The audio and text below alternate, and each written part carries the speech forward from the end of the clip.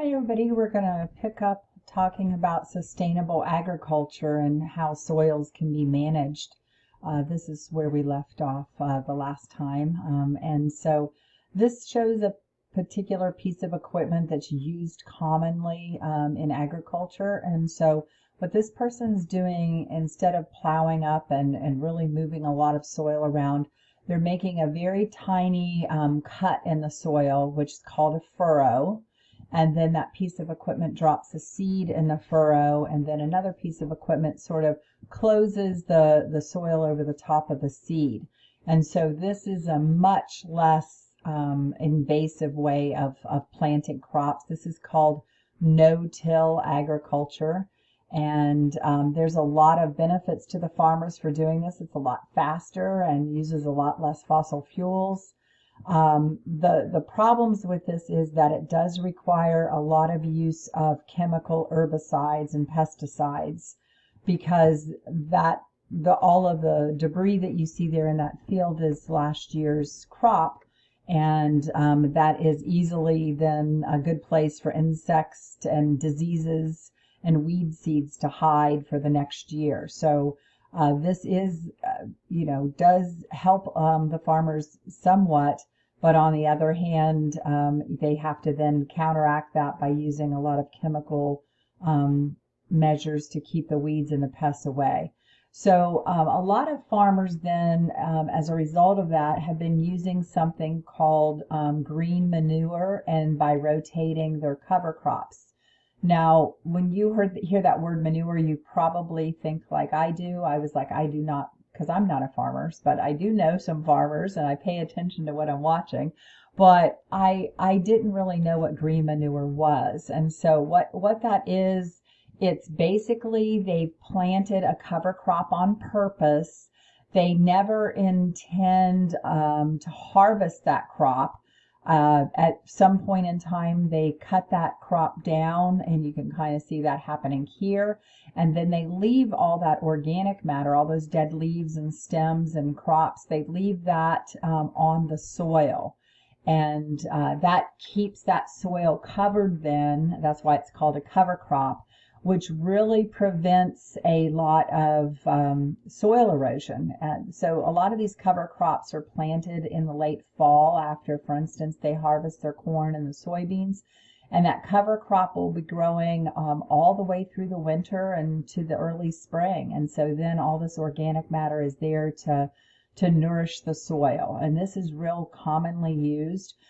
They often will use alfalfa and clover and buckwheat, sometimes a mixture of those, because all of those are nitrogen fixers. And we talked before about the idea about how you can use these symbiotic organisms in the soil, those rhizobium bacteria, to fix the nitrogen and add nitrogen to the soil. So this is becoming a very common practice. And it also allows the farmer then to use a lot less fertilizer, because that organic matter is going to slowly decompose and break down and add nutrients back to those crops.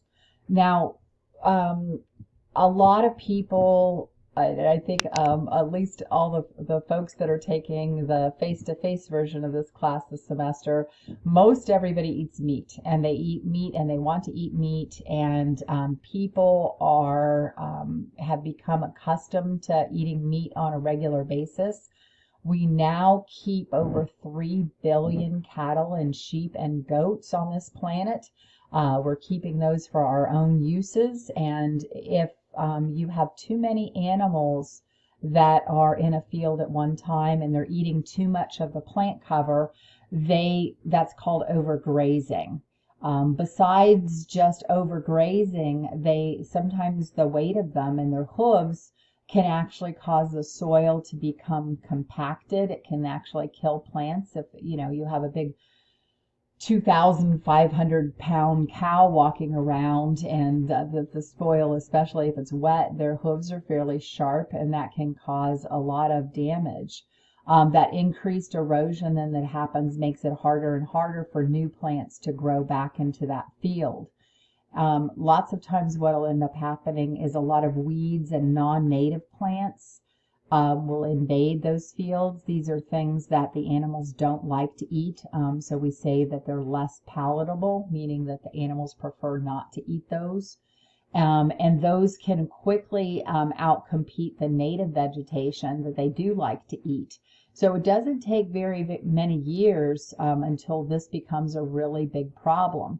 Right now, about 70% of all the world's rangeland is degraded. It's costing the world about $23 billion a year for that to happen. In the next photo, you'll kind of see this is from Texas.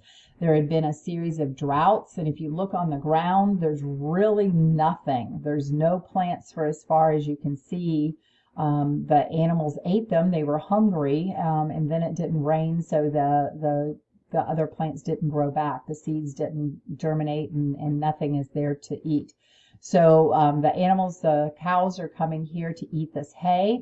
So the farmer is having to artificially feed those animals, and this can be very expensive. Maybe there's no hay to purchase. Maybe they don't have any to feed them. In that case, lots of times these livestock will be sold off at the market because the farmer would rather sell them for something rather than watch them die. And so if there's no food to feed them, then that's a really big problem. And so this is a good example of overgrazing and drought, those effects together. In this picture, this is also from Texas. On the left-hand side of the screen, you can see what the open range would look like. This would be the plants that the animals would be eating.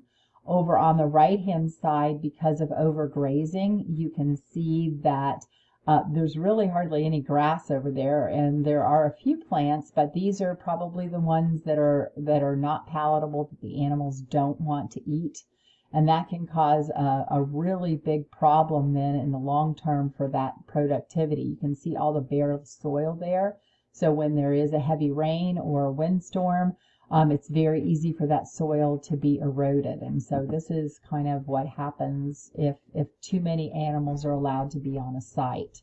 And that's pretty common practice because, the more animals that a farmer has, the more money they're going to make. And so it's hard for them to sometimes not overgraze. They'll add in one or two. They'll think, oh, what difference does it make if there's one or two? Well, it can make a big difference.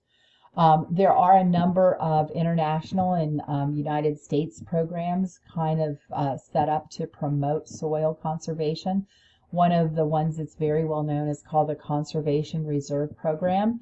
And farmers are actually paid to put really erodible land into conservation reserves. Trees and grasses are planted instead of crops.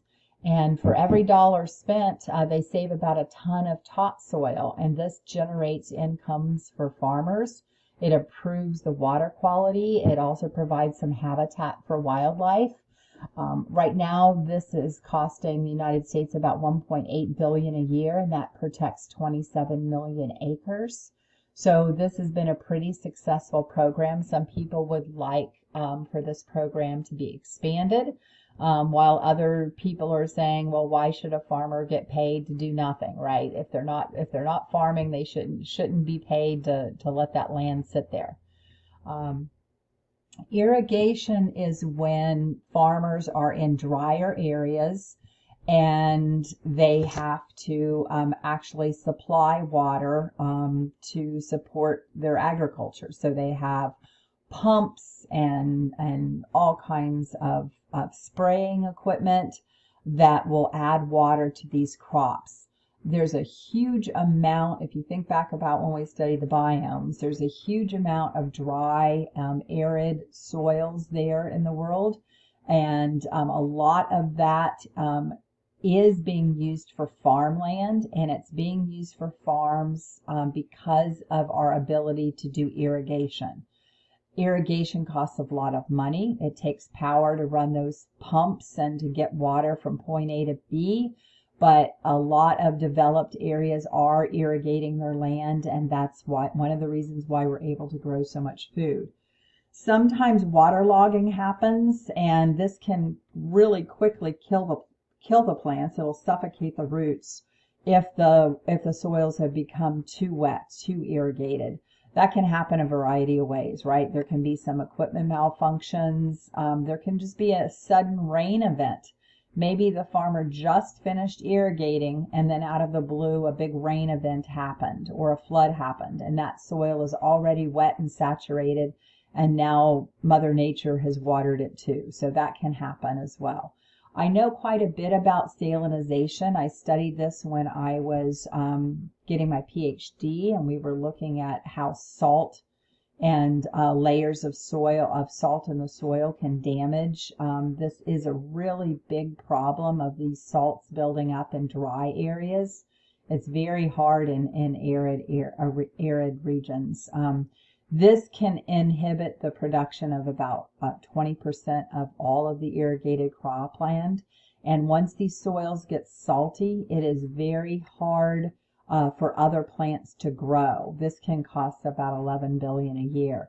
I'm never going to ask you how much damage does something cost and how many billions does this cost. I don't want you to focus on that.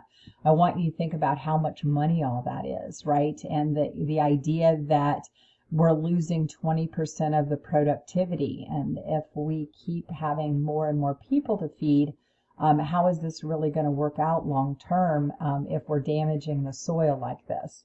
So let me try to explain how this happens, because a lot of people don't quite understand where the salt is coming from. So the top picture sort of shows a natural situation. There was a forest there. The water would rain, the water would filter down through the soil, everything was good, the plants would transpire some of that water, and then once those plants are removed for agriculture, then all kinds of things changes and happens. The water doesn't necessarily go straight down anymore. Sometimes it's diverted. Sometimes the ground could be so hard that the water just washes off. And so then when it does rain, the water sort of percolates into those areas. All the little white dots here represent salt. And those salts are a natural part of most soils. There's lots of different rock types that produce salt. So it could be sodium chloride, like table salt. It could be magnesium chloride or potassium chloride. There's lots and lots and lots of different kinds of salts that are commonly found in many soils. So what happens then, the salt is still down there pretty much below the root system of these plants. But over time, because of evaporation, as the water evaporates off that soil, it pulls the salt up to the surface. So sometimes it doesn't quite get all the way up to the surface, but it certainly gets up into the root zone. And you can see in this picture, it's actually killed some of those trees if they were still there, but certainly it can damage crops. Salt is very, very corrosive. Anybody who's ever lived in a place where they put salt on the roads is de-icing salt. You know that it can cause metal to rust. It can be very corrosive. So most plants are completely sensitive to salt damage, and they'll die pretty quickly if there's salt in the soil or salt in the water. The bottom picture shows you exactly what the diagram shows you. That stuff that's all white that looks, like maybe it's sugar or something sprinkled all over that soil, that's actually salt. And you can tell how dry it's been because the clay in that soil is contracted, and now we have all those cracks in the soil. And there are no plants growing there, and there won't be any plants growing there unless something is done about that salt. It's really, really difficult to get plants to grow again once these areas have become salinized. Here's a picture of this, and I know it probably looks like in this picture that maybe it snowed, and that's just snow all over, but actually that is from an irrigation sprayer.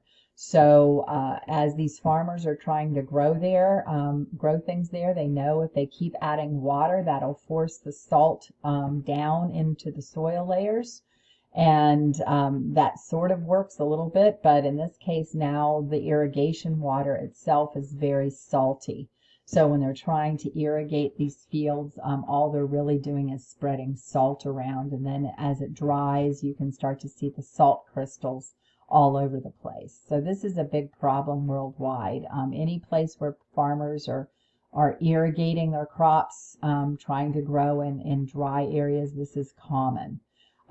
So, there's some new ideas about how to do irrigation in a more sustainable manner. And step one seems like a very sensible thing. The idea here is to just match the crop with the climate.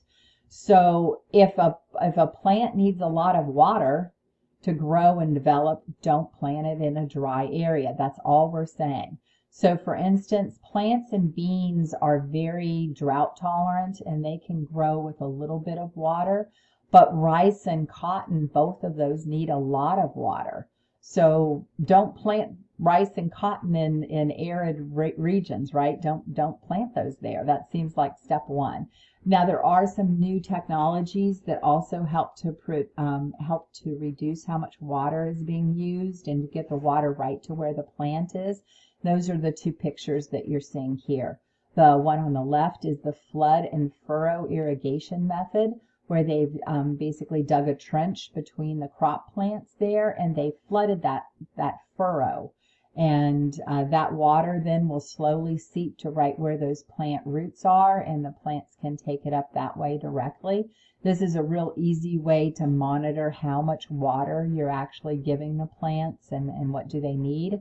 On the right-hand side, you see something called a drip irrigation system. If anybody here has ever visited a greenhouse, a lot of greenhouses use drip irrigation, but now farmers are doing that as well. The downside with drip irrigation is that it's pretty expensive to set up. So this drip irrigation system gets the water right to the base of the plant, right where the roots are, and it's a really good way of conserving water. Both of these, drip irrigation especially, can reduce the water usage by 90%.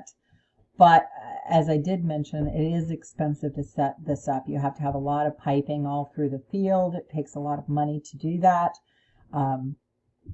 Then those pipes do interfere sometimes with the harvest. So when it's time to actually harvest that crop, then the equipment has to work around these pipes. This is usually used for more expensive crops, like something like avocados or something like that, per piece the fruit or the vegetable is going to be worth quite a bit of money. Otherwise, you don't see this kind of drip irrigation too often out in the fields. So fertilizers do boost yields.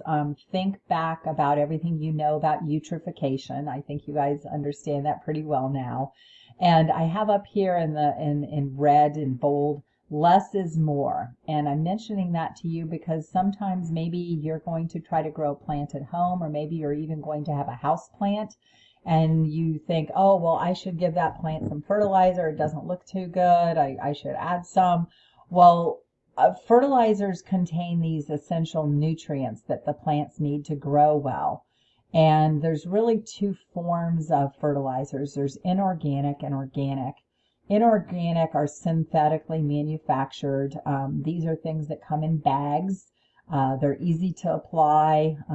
They can be sprayed on, or you can mix them with water and water your plants with it. Miracle-Gro would be an example of that. Scott's fertilizer that people put on their lawns, that might be another example of that. Organic fertilizers are waste products from living organisms. They can be manure or crop residue. I just showed you some pictures of green manure. That can be an organic fertilizer. People also make compost, and compost happens when the decomposers have started to break down that material, and it turns very dark and it's very nutrient rich. And so sometimes people can use compost as well. There's a big difference between inorganic and organic fertilizers. The inorganic type are often salt-based, and so those can also add some salt to the area too. If you put too much of either one of these down, though, you have the potential to really harm your plant. So that's why I said up here, less is more. You don't want to add too much fertilizer. You want to read the instructions. They do boost yields. This graph sort of shows you the millions of metric tons of fertilizer that's being used with this kind of industrialized farming. There are problems with applying this much fertilizer. We can cause the groundwater to become contaminated. We've talked about the dead zones that we can get in aquatic systems because of runoff. So sometimes that fertilizer doesn't stay in the field, right? It ends up in the creeks and the rivers and the oceans. And also, some of the fertilizers that are used are actually nitrogen based, and that nitrate can evaporate, and that can become an air pollutant as well. So those are some downsides about fertilizers. Really, through the use of a lot of neat new technology, we can become way more sustainable about how much fertilizer we use and when do we apply it. And so we can add those fertilizers directly to the plant roots, and that avoids then over applications. We can add the fertilizer to the drip irrigation water system and just give it to the plants that need it. Some of those no-till and low-till systems will inject the fertilizers right with the seed, so the seed gets a dose of fertilizer to start itself off with. We can monitor the soil nutrients and only add them when they're low. A lot of that is being done now by drone. So drones can fly overhead, and with special cameras, they can take pictures of the crop plants, and they can tell by the color of the leaves if there are any parts of that field where the plants don't look quite right.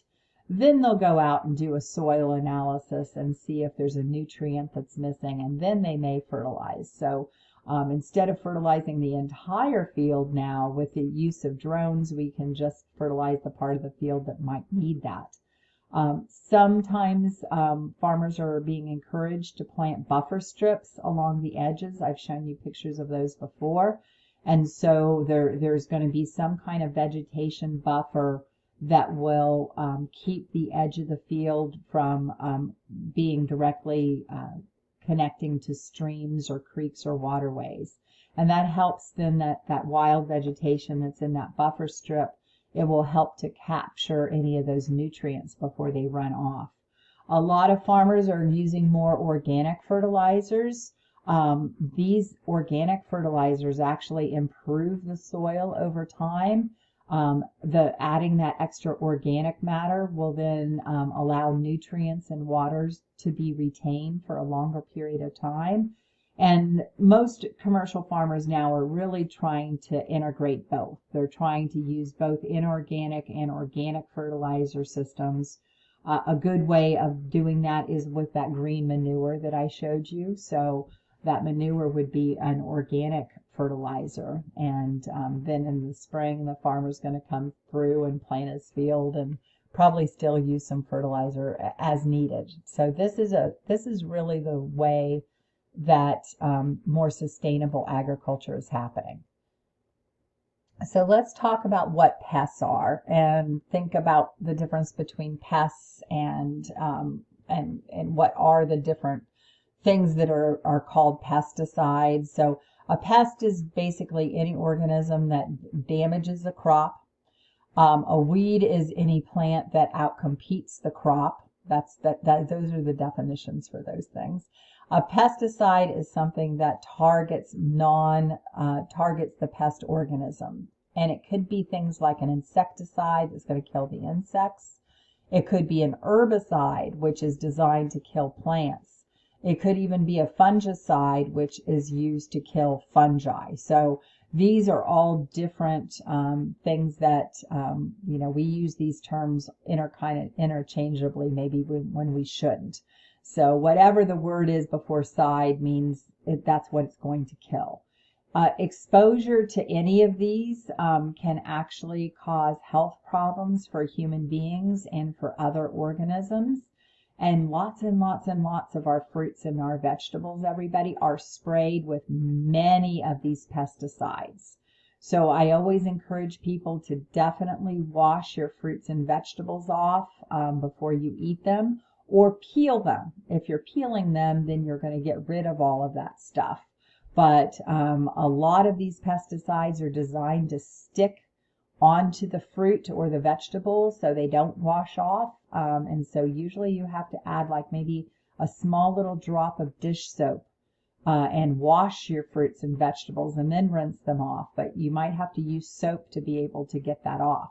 So the idea of picking up an apple and just rubbing it on your sleeve to get those pesticides off, that's ridiculous. They're not going to come off by you just rubbing them. So you really need to get in the habit of when you bring fruits and vegetables into your house, right then before you put them away, you should wash them.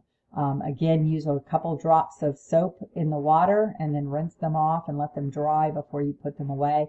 Make sure you wash your hands too, because some of these are absolutely coated in all kinds of poisons that you would never want to eat. But if you're eating that fruit or vegetable, then you could be getting that. Of course, if you're eating organic things, you're not going to get any of these because organic farmers are not allowed to use those. So one of the problems with using these pesticides is that organisms can develop a tolerance. This is basically natural selection. We talked a little bit about this in, I think, chapter 2 when we were talking about antibiotic resistance. It's the same kind of thing. So let's just look at these pictures together and go through this. So we have some kind of insect that's attacking these corn plants and it's eating them. And you can kind of see there's different kinds of insects in there, right? So that could represent 2 different kinds of genotypes. It could represent 2 different kinds of insects or just some diversity within that insect population. So the farmer's worried, so they call in reinforcements, and a plane is going to do something called crop dusting where they're going to put a pesticide all over the fields. If you look, number 3, most of the pests are killed, but there are a few that were resistant to that pesticide, and those individuals were not hurt by that pesticide application. And so who's left now in that field, right? And who's left to breed with each other? It's all of those insects that are resistant to that pesticide. So now look at them go. Number 4 there, they're like just attacking that corn like crazy. There's lots of them. So the farmer's going to come and put pesticide out again. And if you look at number 6, actually they've just made those insects more pesticide resistant because any of them that were hurt by the pesticide, they've died. And so now what we have is a whole field of these insects eating our crops, and the typical spray the farmer had been using is not effective anymore. So what do they have to do? Well, you already know the answer, right? They have to go and use a different pesticide. Lots of times these pesticides become more and more toxic.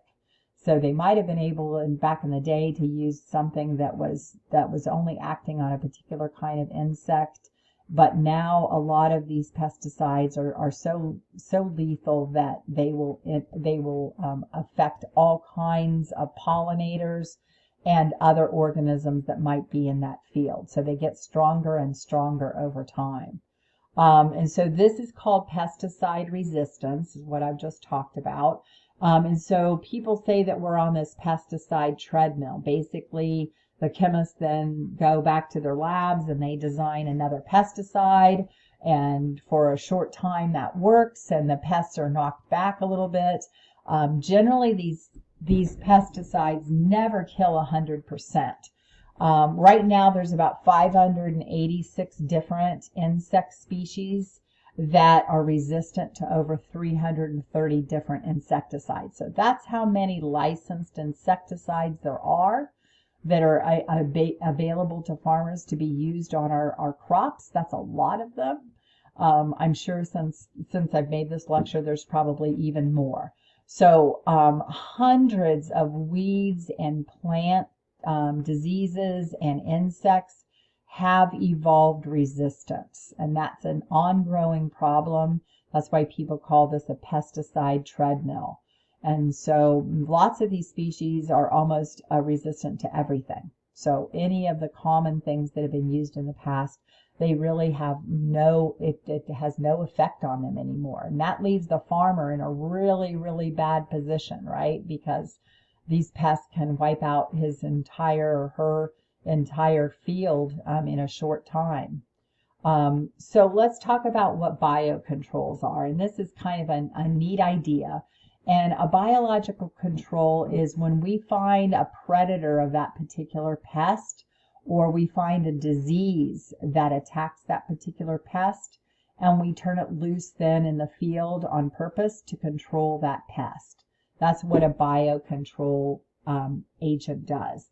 There's an example of these parasitoid wasps, and these wasps will lay their eggs in caterpillars. Or on caterpillars. I have a couple pictures of that for you.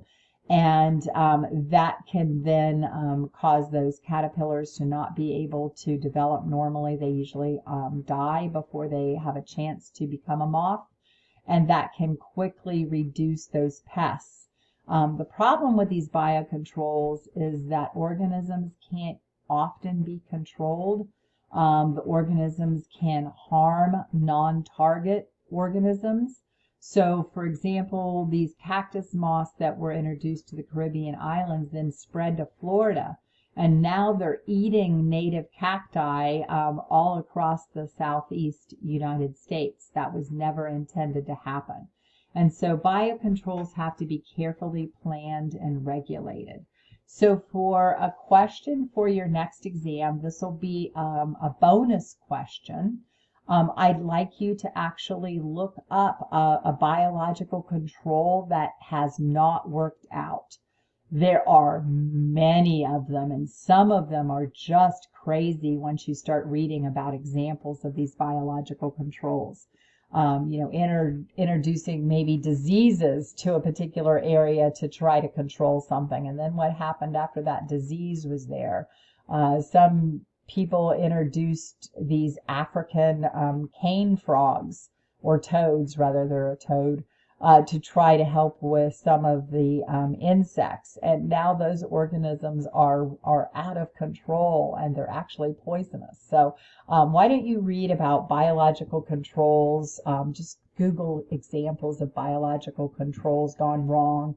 Lots of times these don't end up working out. So integrated pest management is this idea that we can use lots of different methods to control pests. We don't always have to reach for chemicals to do that. And so let's start with the way this works. Well, we monitor the pest populations. The idea here isn't to kill every single pest. The idea is to just kind of live with the pests, understanding that you're going to lose a certain percentage of your yield to these pests, but you want to kind of monitor them over time to make sure that they're not getting too many, right? That the field is being somewhat protected. We might introduce some biocontrols, which I just talked about. We will only use synthetic chemicals when absolutely necessary. So if those pest populations all of a sudden spike and we have too many pests, then we might at that point we might actually use a pesticide or a herbicide in that field. Possibly control some of these pests by altering their habitat.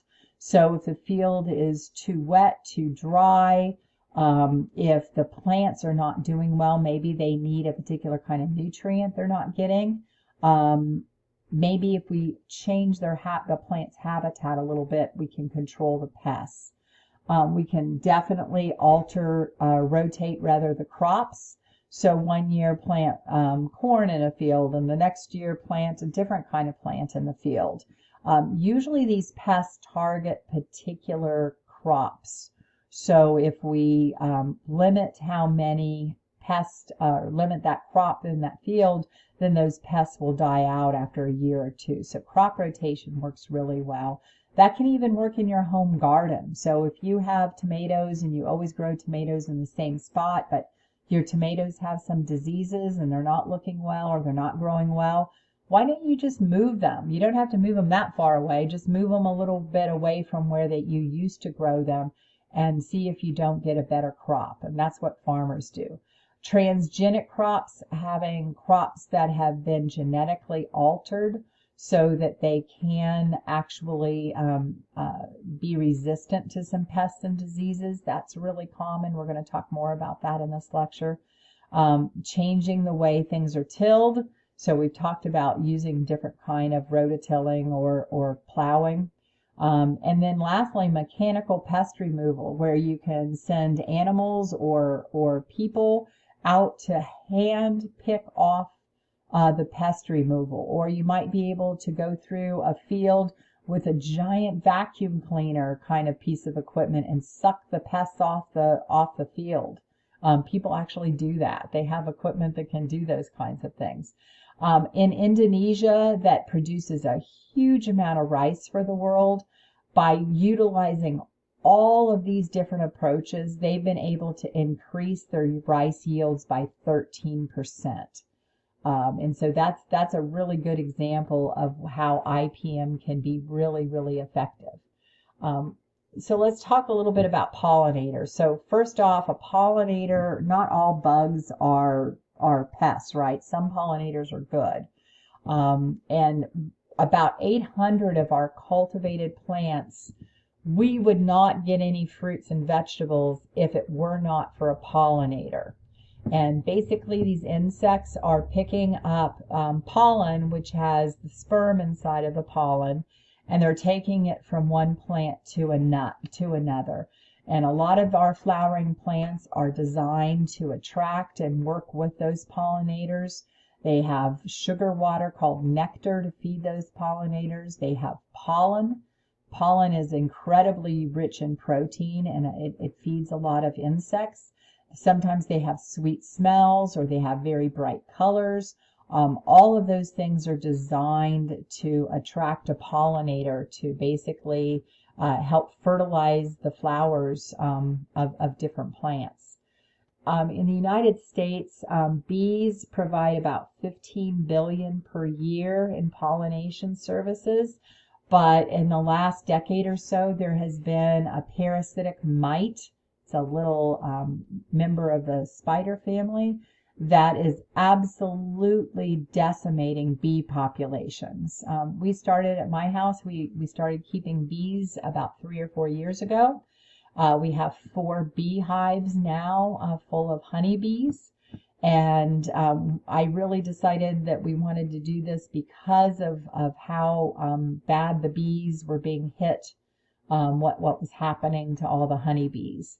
So there's such a thing called colony collapse disorder, where the entire beehive dies.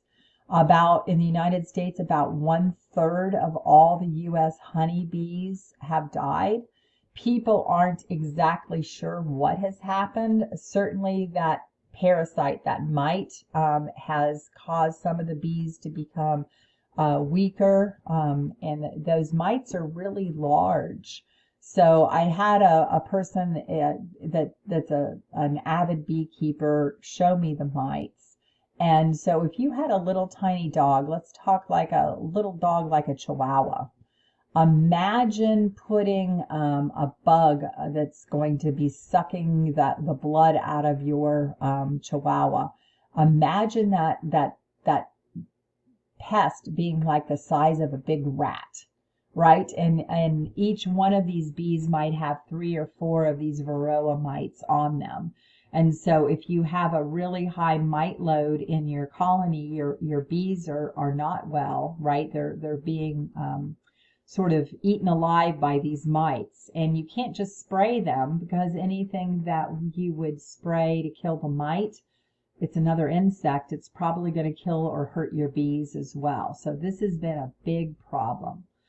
We also think there are certain insecticides that cause not only the bees to outright die, but sometimes those insecticides cause the bees to not be able to communicate with each other. And I think most people know that bees tell each other all kinds of things. They when they go back and they find collected pollen, they do a little dance, and that tells the other bees where that particular plant is. Some of these insecticides that they encounter while they're flying around or they land on a flower that's been sprayed in the past with that insecticide.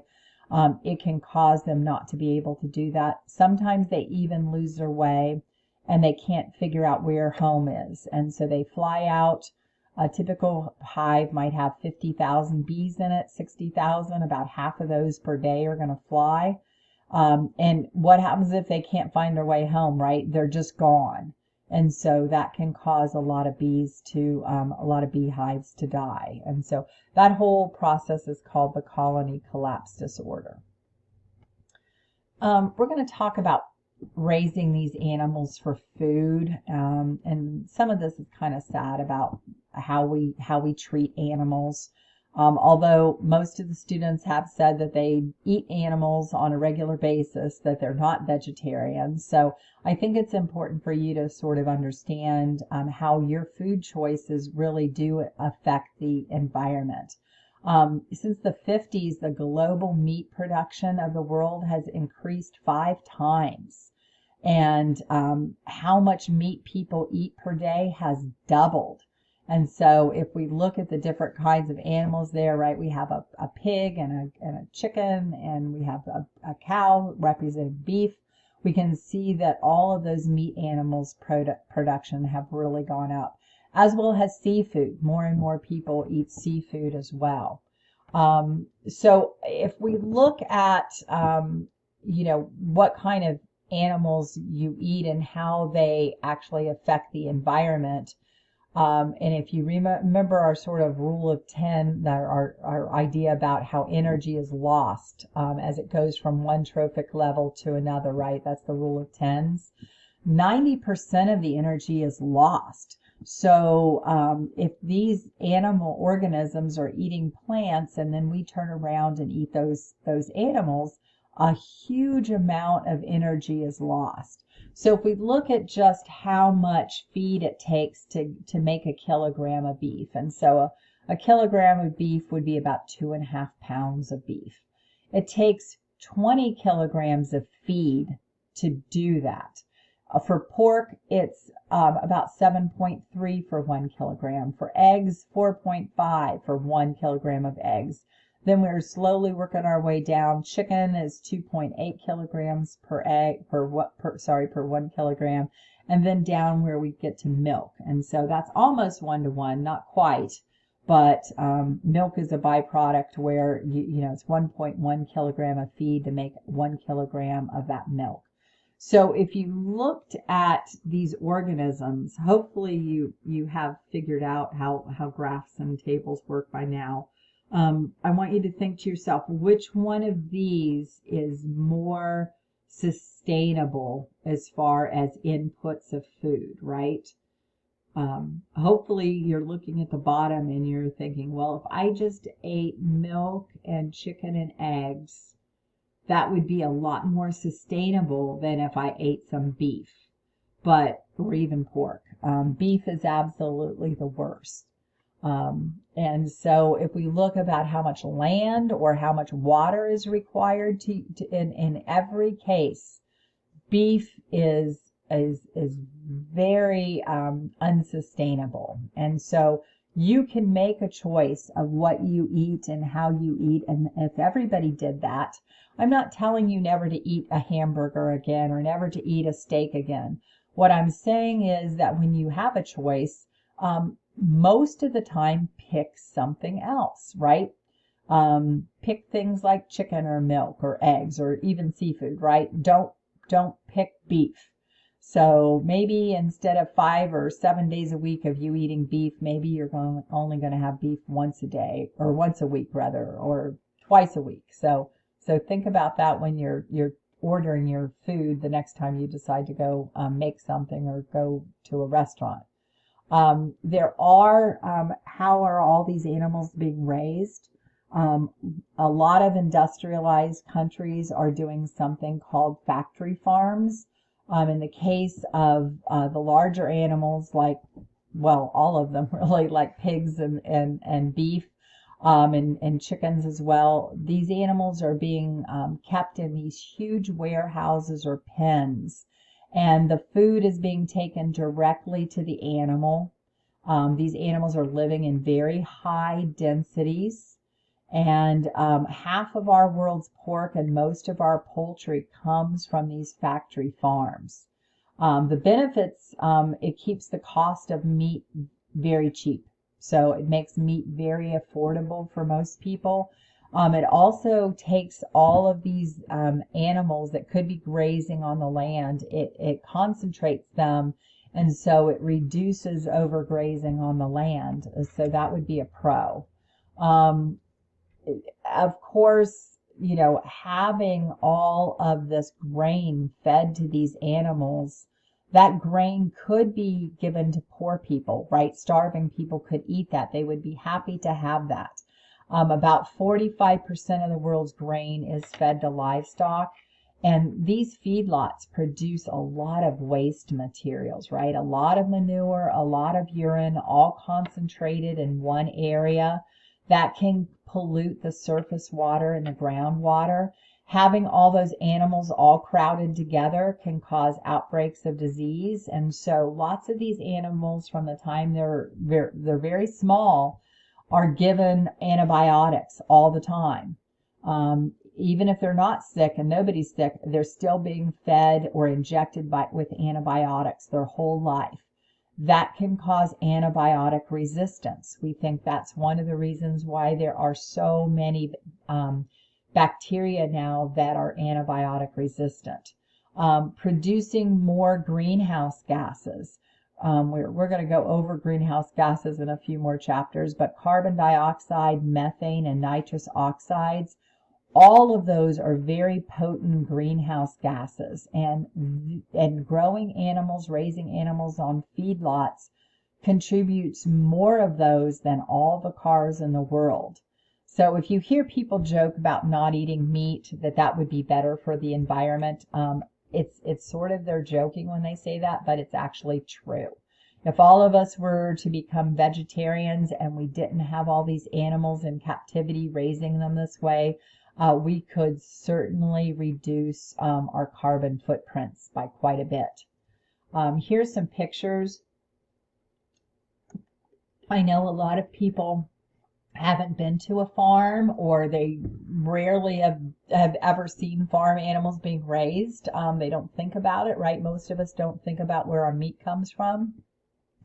The top picture, those are dairy cows, and so they come in on their own, and they go to their little spot there, and they stand there and they eat while they're being milked. And so that's where that's a typical operation that's producing a lot of milk. Down in the bottom picture, you can see all those chickens, and each one is in a very small little pen. They are separated from each other because they will kill each other. They actually will pick and peck these chickens. They can peck each other to death. So they are always kept separate. These are meat chickens. So these chickens in this particular picture are being raised for meat. The two that the man's carrying have died. I don't know what particular reason that they've died, but I'm sure every day with that density of animals that somebody's probably, something's happened and they've died. Lots of times these operations will actually grind up the dead animals and they'll feed them back to the chickens because that's protein, right? So they'll just put them all in a grinder and then feed them back to each other. If that made you get real squeamish, you should be, because a lot of the stuff that happens is not right. So the top picture here are a bunch of big old pigs. They are being raised inside. They are washed off themselves a couple times a day, and so is their area there where they defecate, and so that's kept pretty clean and sanitary. They don't want them moving around very much because they want them just sitting there getting fatter and fatter and fatter. And so their feed and water is provided to them all the time. The bottom picture shows you little piglets, and so starting off from a very young age, this is how they're raised until they're taken off to the taken off to the slaughterhouse, and then they become bacon and ham and pork chops for us to eat, right? The bottom picture is very disturbing for me. Pigs are 3 times smarter than a dog. And so to treat animals like this is really, really disturbing. So in this particular case, these pigs, and by the way, those pigs are all alive that are in those things. They're all alive. When they're very little, they were put in small little containers like this so they couldn't move around much. And then as they get bigger, their containers grows as they do. You can see this particular pig up here on the right hand side. It hardly has any room at all. They can't turn around, they can't move, they can't walk. And this is the way they're raised. This has become illegal in a few states in the United States, but not everywhere. And I think raising animals like that is very inhumane. They're just raised outside, so when it's rainy or cold or whatever, that's what they experience, and that's the way they live for their whole lives. And maybe you guys are starting to rethink about how much meat you want to eat. A lot of us are completely devoid of all this, right? If I had to go and kill any of these animals to eat it, I would just be a vegetarian. I can't imagine going in and killing anything so I could have some meat. But I'm right there at the store and I buy meat all the time, and I go out to restaurants and I'll order things that have meat in them. But we should really stop and think, what does that really mean for these animals? Seafood is becoming very, especially in some cultures, not so much in Ohio because we're so far away from the ocean, it's hard to get good seafood here. But lots of places, this is their main source of protein is eating things from the ocean. And so aquaculture is trying to raise aquatic organisms in a controlled environment. They can be fish or shrimp or clams or something else. They can either be in open water pens out in the ocean, or they could be in a land-based pond. So in the United States, a lot of tilapia and catfish are grown in these ponds. And so this is the fastest growing type of agriculture, especially in Asia. And so these are all the different organisms that are being grown by aquaculture. This has helped a lot with the wild fish populations. The wild fish populations have been overfished with commercial fishing, and this is helping then to fill that protein market, right? So people want to eat fish, and so they're eating farm-raised fish or not wild-caught fish. The next picture, let me go through the pros and the cons with you. First off, the wild fish then are not caught, right? They're not being commercially harvested. This uses a lot fewer fossil fuels because we're not out there with big shipping vessels, trolling all over the world in the oceans trying to find some fish. It actually produces a lot more fish than commercial fishing does, and it's safer for the people too. The drawbacks is that concentrated all these animals, all these fish in one area, that produces a lot of waste. What are they fed? A lot of them are fed grain, and so that can actually affect the food supplies for people. The fish meal is often made from wild ocean fish, and so they'll go out and they'll still do commercial fishing. They're just after some small, inexpensive fish, which then they grind up and feed to these other more valuable fish. It's possible that some of these fish could escape and that could introduce disease, or possibly they themselves could outcompete with our wild fish population. So that's a possibility. Here's a picture of aquaculture in action.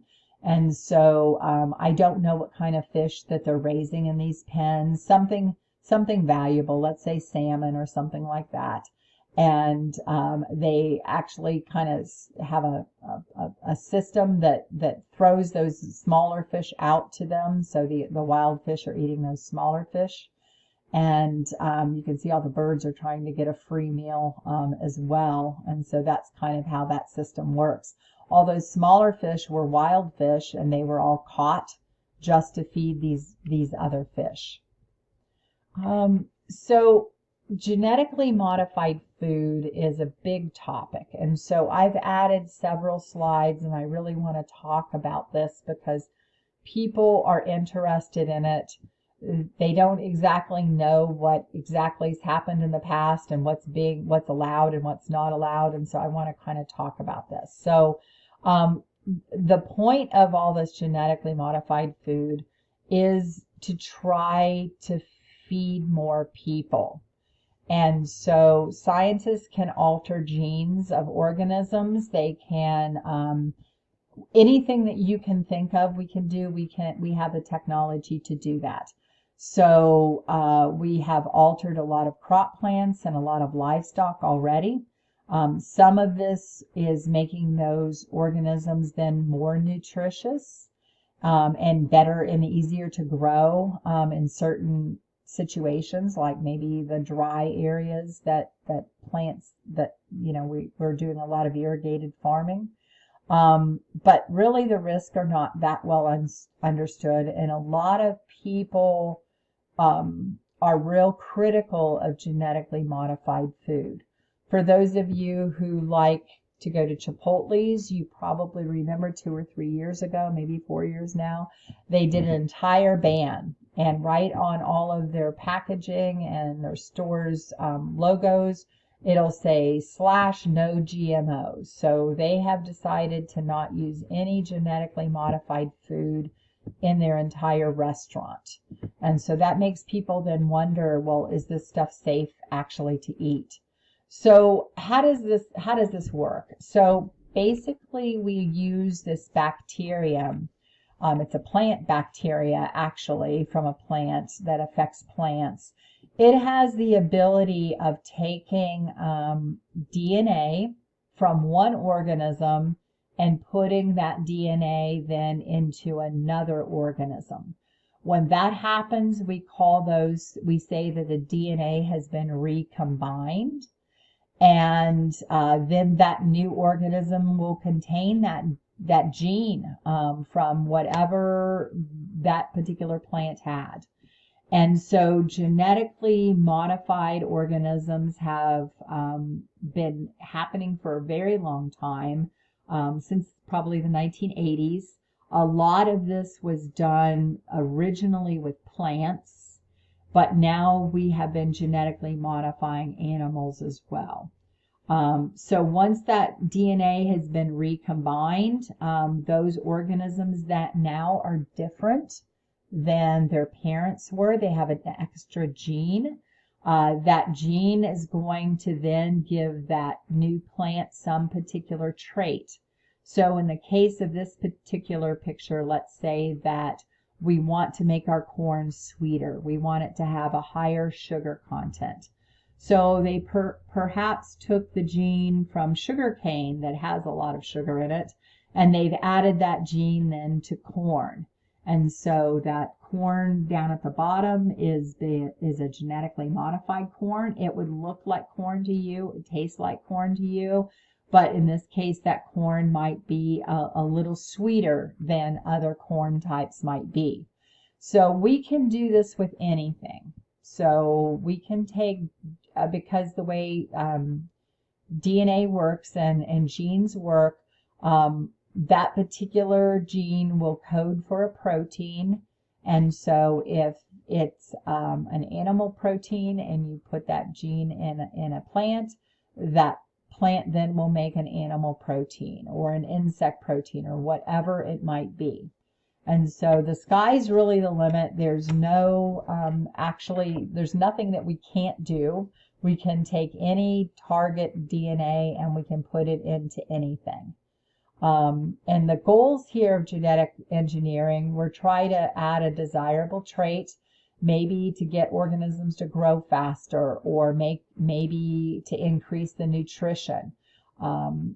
We call these organisms transgenic. People have a lot of names for these organisms. Transgenic is just one. You could say that they're genetically modified. You could say that it's a mutation. You could say it has a transgene. All of this is true if you've taken DNA from another species and put it into this other species. And so biotechnology is really the application of the biology meeting people's needs for certain products. We've developed medicines using this technology. We've helped to clean up pollution. There are some very new, very cool, exciting cancer research using biotechnology.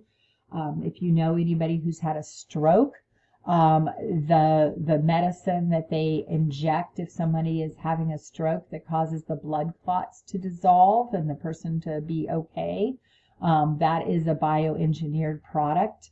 And lastly, to make our food better, either more nutritious or maybe allow it to be pesticide resistant or something like that.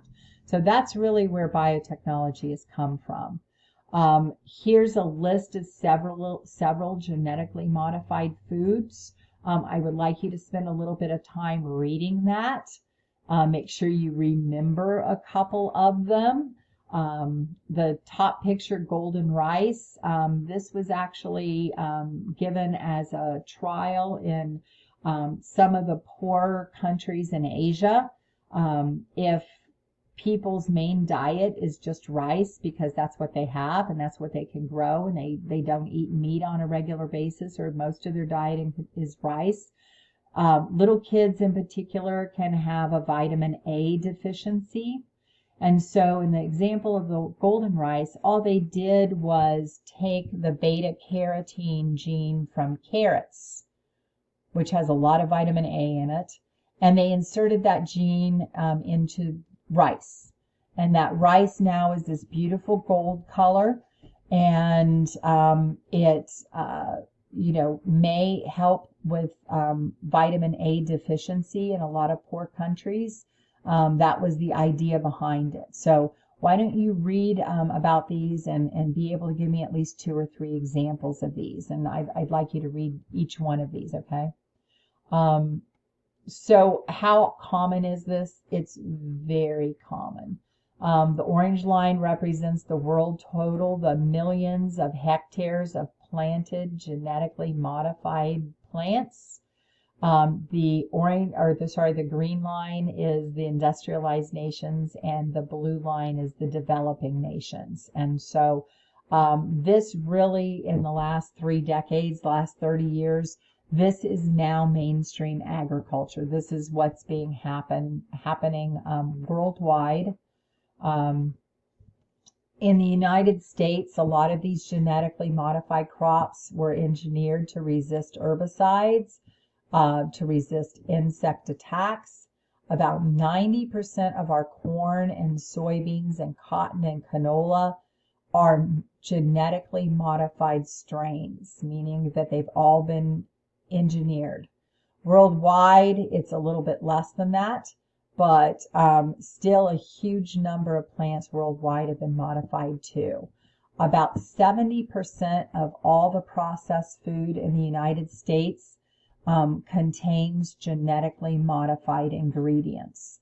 So for those of you who've ever eaten any kind of food that's come in a package, it's probably something about that has been genetically modified. If you've ever eaten at McDonald's, the French fries, the potatoes themselves are genetically modified. The peanut oil that they cook the fries in has been altered.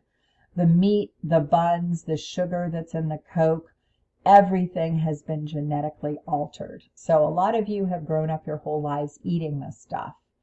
The first product to be developed was called the Flavor Saver tomato, and they were very, very proud of this. It had a much longer shelf life, and it had a delicious flavor. And so the idea of this was that you could have good tomatoes year round, not just in the summertime. You could always go to the store and you could buy a delicious tasting tomato. The problem is that they advertised it, and they talked about how they did this and how special these tomatoes were, and the public did not want it. The public had a really swift reaction, and how does the public vote? They vote by not buying that plant, by not buying those tomatoes. And so very quickly, this company that developed this actually went out of business. And so that was a very big signal to all of these bioengineered companies. Oh, let's don't tell people. So these things are patented, but they usually do not have a sticker on them, and they're not advertised, and most people do not know if they've eaten a genetically modified food or not. And that's just the way these companies like it. They don't want you to really know. On the other hand, if you're eating organic, you're not eating this stuff. Organic foods have not been genetically modified. So here are some of the advantages. It's a lot quicker than taking the time to selectively breed whatever it is you're trying to do. That could take many, many, many generations and many years. And then and maybe you aren't even going to be successful with traditional breeding. Again, you can take any genes from any organism you imagine, and you can put it into a different organism. So let's say that somebody wanted to invent a purple orange, and the skin would be purple, and the fruit would be purple, and it would be an orange, but it would be purple in color instead of orange. All you have to do is go find a plant or another organism that produces the gene for that color, and you would just add that gene to the orange plant, and then you could instantly make purple oranges. All of the clones, all of these organisms are genetically identical to each other, and so we call those clones. I think you guys know what the word clone means. A lot of medicine is mass produced this way, including human insulin and human hormones. In the past, those materials were obtained from animals. And now we just have a big vat with bacteria, and the waste product that the bacteria makes is human insulin or maybe birth control pills, some kind of hormone. And so it's all being done in a lab now. It doesn't require animals to suffer for us to obtain those chemicals from animals. Some vaccines are now edibles, meaning that you would hand somebody a genetically modified banana or a potato or even a tomato, and now once they eat that, they are, quote, vaccinated against hepatitis B or from cholera or tuberculosis. So this is just a few of the ideas that are actually happening associated with medicine. In agriculture, the idea here is to improve crops to be resistant to pests, diseases, and insects. Globally, about a third of all the crops are lost to pests and diseases. Think about that. We lose a third as it is. There are plants that are resistant to viruses. There are plants that produce their own insecticides, and one of the names of the insecticide is BT that we're going to talk about. And the latest effort here is to add some spider venom genes to corn, and then that would deter insects and birds from eating those plants. That's one of the latest ideas. So let's talk about BT. I want you to take notes. I want you to pay attention to how this all went down. This would be a good essay example, a good essay question rather for your next test. So BT is a protoxin. It's a naturally occurring insecticide. It's produced by a soil-borne bacteria. So the name of the bacteria is Bacillus thuringiensis, which nobody likes to spell. So we just say BT. So this is a bacteria that's found in soils almost all over the world. If you went out and got a little spoonful of soil, you would have millions of these bacteria, most likely in the soil. And it's a protoxin because it doesn't actually affect the insects until they eat it. And this especially kills things that have caterpillars.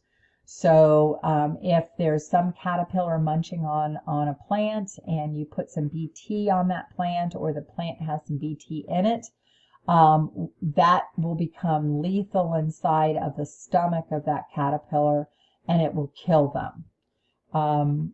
It's a very safe insecticide. It's all natural.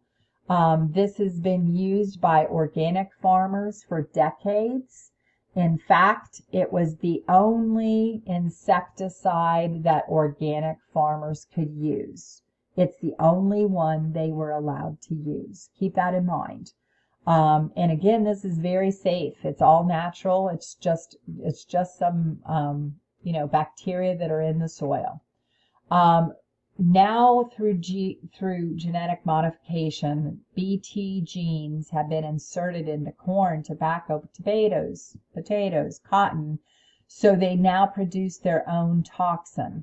So you don't have to spray or apply the BT to the plant. That eliminates that whole crop dusting scenario. That BT is actually inside of the plant itself. So if caterpillars start munching on the leaves or the fruits, they will die. And you're probably wondering, well, wait a minute, I eat corn and I eat potatoes, and what about, how is that going to affect me? Well, you're not a caterpillar, so it doesn't affect higher organisms at all. At least we hope not. It has never been shown to become a problem. So this was a good idea, right? This is what happened. People were excited about this. We don't then have to spray our fields with pesticides. And so there's the pros. It increased the yield. There was more food, less pesticide spraying. The cons are that the insects could become resistant to the BT. And that's exactly what did happen, everybody. All the insects that BT used to kill, it's not effective anymore. They became resistant to it. Also, it has the potential then to hurt non-target species like monarch butterflies, right? What if some butterfly or moth is flying over that field and lays eggs? What's going to happen to those eggs as they grow up into caterpillars? And so there is a real concern about the BT story in particular. And so a lot of people were very upset, thinking that we might kill all the butterflies, and they're a big pollinator. And what might this do, right? It might end up that we are going to lose all of these out of the populations. So I think that's a good place to stop there, and we'll pick up with this. There are only a few slides left, and we'll talk a little bit more about biotech next time, including how people are trying to put spider venom genes in goats. So we'll stop there for today, and you guys work on your study guide for this, because I think it's really interesting. I hope you do too. All right, I'll talk to you next time. Bye.